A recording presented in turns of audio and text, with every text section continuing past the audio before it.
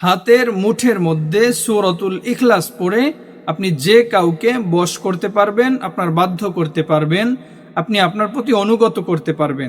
আসসালামু আলাইকুম ওয়া রাহমাতুল্লাহ। সম্মানিত দর্শক, আশা করছি আল্লাহর অশেষ রহমতে সবাই ভালো আছেন, সুস্থ আছেন। প্রিয় দর্শক, হাতের মুঠের মধ্যে সূরাতুল ইখলাস পড়ে আপনি যে কাউকে বশ করতে পারবেন, আপনার বাধ্য করতে পারবেন, আপনি আপনার প্রতি অনুগত করতে পারবেন। যদি কোনো ব্যক্তি আপনাকে ছেড়ে চলে যায়, আপনার প্রিয় মানুষ আপনাকে ছেড়ে চলে যায়, আপনি তাহলে এই আমলটার মাধ্যমে ওই ব্যক্তিকে আপনার কাছে ফিরিয়ে আনতে পারবেন। আপনার স্বামী যদি আপনাকে ভুল বুঝে, আপনার স্বামী যদি আপনাকে ভালো না বাসে, এই আমলের মাধ্যমে আপনার স্বামীকে আপনি আপনার বশ করতে পারবেন, আপনার আয়ত্তে আনতে পারবেন। আপনার স্ত্রী যদি আপনাকে ভুল বুঝে, আপনাকে ছেড়ে চলে যায়, আপনি এই আমলটার মাধ্যমে আপনার স্ত্রীকে আপনার কাছে আনতে পারবেন, আপনাকে প্রচুর ভালোবাসবে এই আমলটার মাধ্যমে। প্রিয় দর্শক, যারা এই আমলটা করতে চান, ধৈর্য সহকারে সম্পূর্ণ ভিডিওটি শেষ পর্যন্ত দেখুন।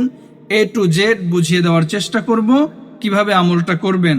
আশা করি বুঝতে পারবেন এবং সবাই আমল করতে পারবেন। যারা যারা আমলটা করতে চান সবাই কমেন্ট বক্সে কমেন্ট করবেন। আমি বিশেষভাবে সবার জন্য দোয়া করব যেন আল্লাহ তাআলা সবার মনের নেক আশা পূরণ করে দেন। প্রিয় দর্শক, আমলটা করতে হলে প্রথমেই আপনাকে পবিত্র হতে হবে, এরপরে আমলটা শুরু করতে হবে। আপনি পবিত্রতা অবলম্বন করার পরে পবিত্র একটি স্থানে একটি জায়নামাজ বিছিয়ে নেবেন অথবা একটি পরিষ্কার কাপড় বিছিয়ে তারপরে আপনি ওখানে বসে আমলটা শুরু করবেন। প্রথমেই 3 বার সম্পূর্ণ ইস্তেগফারটি সহিশুদ্ধভাবে পাঠ করবেন। আস্তাগফিরুল্লাহ রাব্বি মিন কুল্লি যামবিন ওয়া আতুবু ইলাইহি। আস্তাগফিরুল্লাহ রাব্বি মিন কুল্লি যামবিন ওয়া আতুবু ইলাইহি। আস্তাগফিরুল্লাহ রাব্বি মিন কুল্লি যামবিন ওয়া আতুবু ইলাইহি।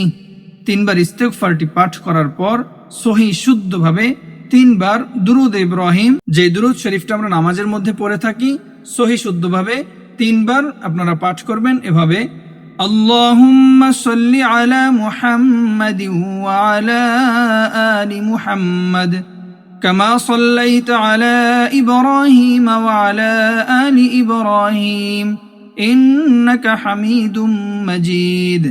اللهم بارك على محمد وعلى آل محمد كما باركت على إبراهيم وعلى آل إبراهيم إنك حميد مجيد।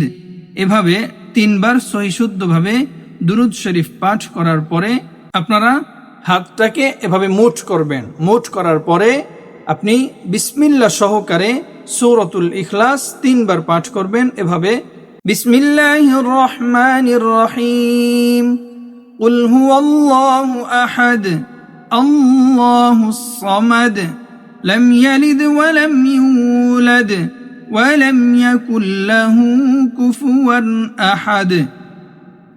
এভাবে একবার পাঠ করবেন, এরপরে হাতের মুঠের মধ্যে ফু দিবেন। 3 বার পাঠ করবেন, 3টা ফু দিবেন হাতের মুঠের মধ্যে। তারপরে 3 বার পাঠ করার পরে আপনি যে ব্যক্তির উদ্দেশ্যে আমলটা করতেছেন, আপনি যাকে কাছে পেতে চান, আপনার প্রিয় মানুষকে আপনি কাছে আনতে চান, যে ব্যক্তি আপনার প্রতি অনুগত হবে, যে ব্যক্তি আপনার বাধ্য হবে, আপনি যাকে বশ করতে চান, ওই ব্যক্তির নাম 3 বার পড়বেন। এভাবে 3 বার ওই ব্যক্তির নাম আপনি মনে মনে উচ্চারণ করবেন অথবা জোরে জোরে উচ্চারণ করবেন, সমস্যা নেই। 3 বার নাম উচ্চারণ করার পরে আবারও এই হাতের মুঠের মধ্যে ফু দিবেন। ফু দেওয়ার পরে এই হাতটা ছেড়ে দিয়ে অপর হাতের সাথে এভাবে 3টা আপনি শব্দ করবেন। এভাবে 3টা শব্দ করার পরে আপনার কাজ শেষ। শেষে 3 বার দুরূদ শরীফ পাঠ করবেন, তারপর আবারও 3 বার ইস্তেগফার পাঠ করবেন।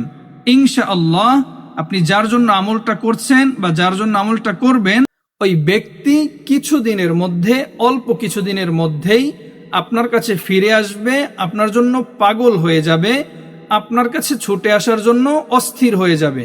সে যেথাই থাকুক না কেন, যেই হোক না কেন, আপনি আমল করার পরে অল্প কিছুদিনের মধ্যেই আপনাকে প্রতিদিন আমলটা করতে হবে। এরপরে অল্প কিছুদিনের মধ্যেই ওই ব্যক্তি হোক আপনার স্ত্রী অথবা আপনার স্বামী অথবা আপনার প্রিয় মানুষ, যেই হোক না কেন, আপনি যার জন্য আমলটা করবেন, ওই ব্যক্তি আপনার কাছে ছুটে আসার জন্য পাগল পারা হয়ে যাবে, আপনাকে প্রচুর ভালোবাসবে।